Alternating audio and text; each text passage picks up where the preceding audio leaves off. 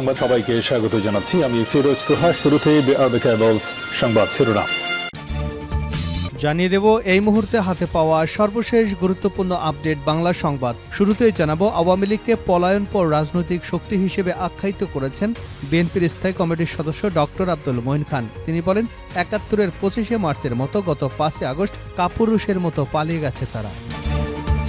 এবারে জানাবো, হবিগঞ্জে ৩ মাস পর ৯ জনের মরদেহ কবর থেকে উত্তোলনের আদেশ। হবিগঞ্জের বানিয়াচংয়ে বৈষম্য বিরোধী ছাত্র জনতার আন্দোলনে নিহত ৯ জনের মরদেহ কবর থেকে উত্তোলনের আদেশ দিয়েছেন আদালত। হবিগঞ্জের জুডিশিয়াল ম্যাজিস্ট্রেট বিচারিক আদালত মোহাম্মদ আব্দুল আলিম এ আদেশ দিয়েছেন।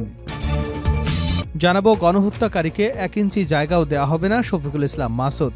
বাংলাদেশ জামায়াতে ইসলামের কেন্দ্রীয় কর্মী পরিষদ সদস্য ও ঢাকা মহানগর দক্ষিণের সেক্রেটারি ডক্টর শফিকুল ইসলাম মাসুদ বলেছেন, গণহত্যাকারীকে বাংলাদেশে কেন পৃথিবীর কোনো জায়গায় ১ ইঞ্চি জায়গাও দেওয়া হবে না। ঢাকায় একটি আলোচনা সভায় তিনি একথা বলেন। তার দেওয়া বক্তব্যটি সামাজিক যোগাযোগ মাধ্যমে ইতিমধ্যেই ভাইরাল হয়েছে। এদিকে আগামীর বাংলাদেশ হবে ন্যায়বিচার, মানবাধিকার ও বাক স্বাধীনতার। অন্তর্বর্তী সরকারের প্রধান উপদেষ্টা ডক্টর মোহাম্মদ ইউনূস বলেছেন, আগামীর বাংলাদেশ হবে ন্যায়বিচার, মানবাধিকার এবং বাক স্বাধীনতার। দেশে সামাজিক ন্যায়বিচার প্রতিষ্ঠা রাষ্ট্র সংস্কারই সরকারের প্রধান চ্যালেঞ্জ। এজন্য সবাইকে ধৈর্য ধরবার আহ্বান জানিয়েছেন তিনি। এবারে থাকছে, বাংলাদেশে হিন্দু নির্যাতন নিয়ে কি বলেছিলেন মার্কিন গোয়েন্দা সংস্থার নতুন পরিচালক তুলসী। যুক্তরাষ্ট্রে নবনির্বাচিত প্রেসিডেন্ট ডোনাল্ড ট্রাম্প দেশটির ন্যাশনাল সিকিউরিটি এজেন্সির ডিরেক্টর হিসেবে তুলসী গ্যাবর্ডকে বেছে নিয়েছেন। দেশটিতে হিন্দুদের বিষয় ধারাবাহিকভাবে সোচ্চার হতে দেখা গেছে এই সাবেক ডেমোক্র্যাটকে। এছাড়া অতীতে বাংলাদেশে হিন্দু নির্যাতনের বিরুদ্ধেও সোচ্চার ছিলেন তিনি। এবং সর্বশেষ জানাবো আন্তর্জাতিক সংবাদ। ইরানের গোপন পরমাণু স্থাপনায় হামলা চালিয়েছে ইসরায়েল। ইসরায়েলে ২০০টিরও বেশি ক্ষেপণাস্ত্র হামলা চালিয়েছিল ইরান। এর জবাবে গত ২৬শে অক্টোবর তেহরানে পাল্টা হামলা চালায় তেল আবিব। এই হামলার লক্ষ্যবস্তু ছিল ইরানের গোপন একটি পরমাণু গবেষণা কেন্দ্র। হামলাটি সফল হয় এবং কেন্দ্রটির ব্যাপক ক্ষতি হয়েছে।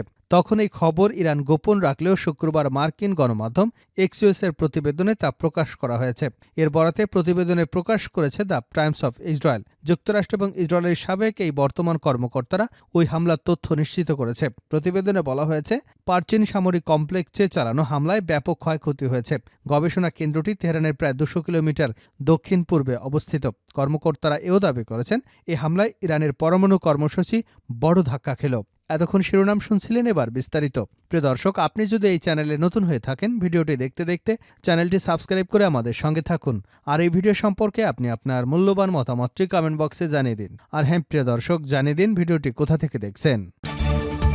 আওয়ামী লীগ হচ্ছে পলায়নপর রাজনৈতিক শক্তি, মঈন খান। আওয়ামী লীগকে পলায়নপর রাজনৈতিক শক্তি হিসেবে আখ্যায়িত করেছেন বিএনপির স্থায়ী কমিটির সদস্য ডক্টর আব্দুল মঈন খান। তিনি বলেন, ৭১-এর ২৫শে মার্চের মতো গত ৫ আগস্ট কাপুরুষের মতো পালিয়ে গেছে তারা। শুক্রবার বিকেলে রাজধানীর মিরপুর শাহ আলী মাজারের সামনে জাতীয়তাবাদী বাউল দল আয়োজিত এক আলোচনা সভা ও সাংস্কৃতিক অনুষ্ঠানে মঈন খান এসব কথা বলেন। তিনি বলেন, ২৫শে মার্চ যখন পাক হানাদার বাহিনী নিরস্ত্র জনগণের উপর ঝাঁপিয়ে পড়েছিল, তখন স্বাধীনতার শক্তির দাবিদার আওয়ামী লীগ জনগণকে বিপদে ফেলে ভারতে পাড়ি দিয়েছিল। তখন দেশের পক্ষে স্বাধীনতার ঘোষণা করে জাতিকে ঐক্যবদ্ধ করেছিলেন শহীদ জিয়াউর রহমান। শুধু তাই নয়, সম্মুখ যুদ্ধ করেছিলেন। আওয়ামী লীগ হচ্ছে পলায়নপর রাজনৈতিক শক্তি। মুক্তিযুদ্ধের পক্ষের শক্তি বলার কোনো অধিকার আওয়ামী লীগের নেই। যেমনটা ৭১-এর ২৫শে মার্চের মতো গত ৫ আগস্ট কাপুরুষের মতো পালিয়ে গেছে তারা। মঈন খান আরও বলেন, ৭১-এর হাতিয়ার, ৭৫-এর ৭ই নভেম্বরের ইতিহাস, ৯০-এর ইতিহাস এবং জুলাই বিপ্লবের ইতিহাস একই সূত্রে গাঁথা। সেই সূত্রটি হচ্ছে গণতন্ত্রের অধিকার, ভোটের অধিকার। এটি চাওয়া কি জনগণের অপরাধ? যে গণতন্ত্র এবং ভোটের অধিকারের জন্য স্বাধীনতা যুদ্ধ হয়েছিল ৭২ থেকে ৭৫ সালে, এই আওয়ামী লীগ সেই গণতন্ত্রের কবর রচনা করে দেশে একদলীয় বাকশাল শাসন কায়েম করেছিল। এছাড়া তিনি বলেন, আজ সত্যিকারের ইতিহাস নতুন প্রজন্মকে জানতে হবে। বিগত ১৬ বছর কোমলমতি শিশুদের আওয়ামী বাকশালী ট্যাবলেট খাওয়ানো হয়েছিল। বইয়ের সিলেবাস পরিবর্তন করে মিথ্যা ইতিহাস পড়ানো হয়েছে, কিন্তু কোনো কাজে লাগেনি। ৫ আগস্ট নতুন প্রজন্মকে টিয়া পাখির মতো শেখানো ইতিহাস উপড়ে ফেলে এই নতুন প্রজন্ম, ছাত্র জনতা দেশে সত্যিকারের ইতিহাস উদিত করেছে। তিনি আরও বলেন, নতুন প্রজন্মকে আওয়ামী লীগ বিপদগামী করতে পারেনি। ৫ আগস্ট দেশে সফল বিপ্লব সংঘটিত হয়েছে। দেশের মানুষ গণতন্ত্রে বিশ্বাস করে, তারা অন্যায়, অত্যাচার, হামলা মামলা সমর্থন করে না। পাশাপাশি তিনি বলেন, বিগত ২০ থেকে ২২ বছর যারা নতুন ভোটার হয়েছেন, তারা ভোট দিতে পারেননি। সেই ভোটের অধিকার নিশ্চিত করতে বিএনপির ভারপ্রাপ্ত চেয়ারম্যান তারেক রহমান দেশের মানুষকে প্রস্তুত করেছেন। হবিগঞ্জে ৩ মাস পর ৯ জনের মরদেহ কবর থেকে উত্তোলনের আদেশ। হবিগঞ্জের বানিয়াচকে বৈষম্য বিরোধী ছাত্র জনতার আন্দোলনে নিহত ৯ জনের মরদেহ কবর থেকে উত্তোলনের আদেশ দিয়েছেন আদালত। হবিগঞ্জের জুডিশিয়াল ম্যাজিস্ট্রেট বিচারক আদালত মোহাম্মদ আব্দুল আলিম এ আদেশ দিয়েছেন।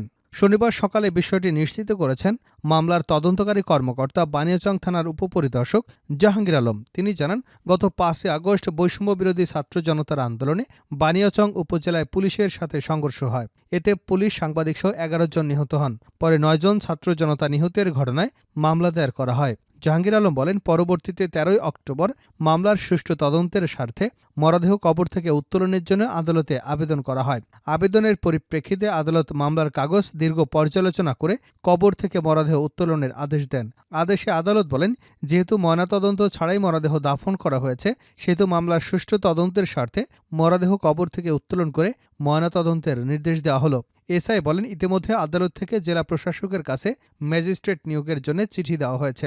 জেলা প্রশাসকের পক্ষ থেকে ম্যাজিস্ট্রেট নিয়োগ দেওয়া হলে যে কোনো সময় কবর থেকে মরদেহ উত্তোলন করা হবে। এছাড়া আমাদের পক্ষ থেকে সব ধরনের প্রস্তুতি নেওয়া হয়েছে। তিনি আরও জানান, ইতিমধ্যেই এই মামলায় ৬ জনকে গ্রেপ্তার করা হয়েছে। বাকি আসামিদের গ্রেপ্তার করতে পুলিশের অভিযান অব্যাহত রয়েছে।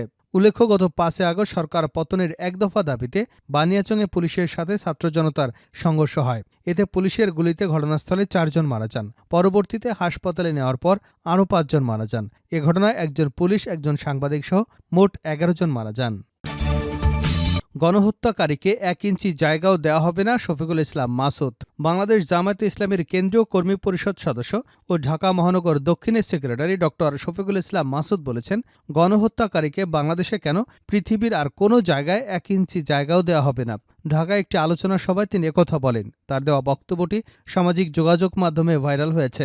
জামায়াতের নেতা শফিকুল ইসলাম মাসুদ বলেন, ৯৫ মুসলমানের দেশে কেন আমাদের লড়াই করতে হবে জাতীয় মসজিদ বাইতুল মুকাররম নিয়ে? ৯৫ মুসলিমের দেশে কেন লড়াই করতে হবে একটি জলসা কিংবা মাহফিলের জন্য? ৯৫ মুসলিমের দেশে আজকে কেন হুমকি দেওয়া হবে গণহত্যাকারী আবার রাজপথে নামবে? তিনি বলেন, আমরা স্পষ্ট করে বলতে চাই, গণহত্যাকারীদের বাংলাদেশে কেন, পৃথিবীর আর কোনো জায়গায় ১ ইঞ্চি জায়গাও দেওয়া হবে না। যারা আজকে ফেসবুকে স্ট্যাটাস দেন, আসেন সবাই আমরা আজ দখল করে ফেলি 0 পয়েন্ট, আসেন আমরা দখল করে ফেলি অমুক জায়গা, আপনাদের আর দখল করতে হবে না। ঢাকা মহানগর দক্ষিণের সেক্রেটারি আরও বলেন, আপনারা মানুষকে গত ১৭ বছর অন্যায়ভাবে দখল করে রেখেছিলেন, আর গোটা বাংলাদেশ ৫৬,০০০ বর্গমাইল আমাদের তরুণ ছাত্র যুবকেরা তাদের রক্ত জীবন বাজি রেখে দখল করে নিয়েছে। এই জায়গায় ইসলামের বিজয় ছাড়া ১ ইঞ্চি জায়গাও আমরা ছেড়ে দেব না। সুতরাং ওই সব দখল বেদখলের হিসাব এখন শেষ। কারণ এই ছাত্র জনতা যে বিপ্লব তুলেছিল, উই ওয়ান্ট জাস্টিস, এটার শেষ প্রান্তে গিয়ে আমরা পৌঁছব। সেটার শেষ গল্প বলে আজ শেষ করছি। আগামীর বাংলাদেশ হবে ন্যায়বিচার, মানবাধিকার ও বাকস্বাধীনতার প্রধান উপদেষ্টা। অন্তর্বর্তী সরকারের প্রধান উপদেষ্টা ডক্টর মোহাম্মদ ইউনূস বলেছেন, আগামীর বাংলাদেশ হবে ন্যায়বিচার, মানবাধিকার এবং বাকস্বাধীনতার। দেশে সামাজিক ন্যায়বিচার প্রতিষ্ঠা রাষ্ট্র সংস্কারই সরকারের প্রধান চ্যালেঞ্জ। এজন্য সবাইকে ধৈর্য ধরবার আহ্বান জানিয়েছেন তিনি। শনিবার সকালে রাজধানীর সোনারগাঁও হোটেলে বে অব বেঙ্গল কনভারসেশনে উদ্বোধনী অনুষ্ঠানে তিনি সব কথা বলেন। ডক্টর মোহাম্মদ ইউনূস বলেন, সবাইকে সঙ্গে নিয়ে একটি সমাজ গড়ার আওয়াজ তুলেছে তরুণেরা। সামনের বাংলাদেশ হবে ন্যায়বিচার, মানবাধিকার এবং বাকস্বাধীনতার। তিনি বলেন, এই সভ্যতা আমাদের ব্যর্থ করেছে। শুধু পরিবেশের দিক দিয়েই নয়, মানুষ মুনাফার পেছনে মরিয়া হয়ে ওঠাও এর জন্য দায়ী। আসুন আমরা নতুন সভ্যতা তৈরি করি ৩-0 ভিত্তিতে, যেখানে সম্পাদককে কক্ষিগত করা হবে না, সবার মাঝে সমানভাবে বন্টন করা হবে। প্রধান উপদেষ্টা বলেন, বিদেশি অতিথিদের বলবো, আপনারা রাস্তাগুলো ঘুরে দেখুন, বাংলাদেশের তরুণদের মনের ভাষা বুঝতে পারবেন। তিনি আরও বলেন, নতুন একটি বিশ্ব গড়ার বিষয়ে ভাবতে হবে, যেখানে আমাদের তরুণরা নতুন একটি বাংলাদেশ বিষয়ে ভাবতে শিখিয়েছে আমাদের। প্রসঙ্গত, শনিবার শুরু হওয়া 3 দিনব্যাপী সম্মেলন চলবে ১৮ নভেম্বর পর্যন্ত। বাংলাদেশের থিম নির্ধারণ করা হয়েছে এই ফ্র্যাকচার্ড ওয়ার্ল্ড। এতে ৮০টিরও বেশি দেশ থেকে ২০০ জনেরও বেশি আলোচক, ৩০০ জন প্রতিনিধি, ৮০০ জন অংশগ্রহণ করবেন।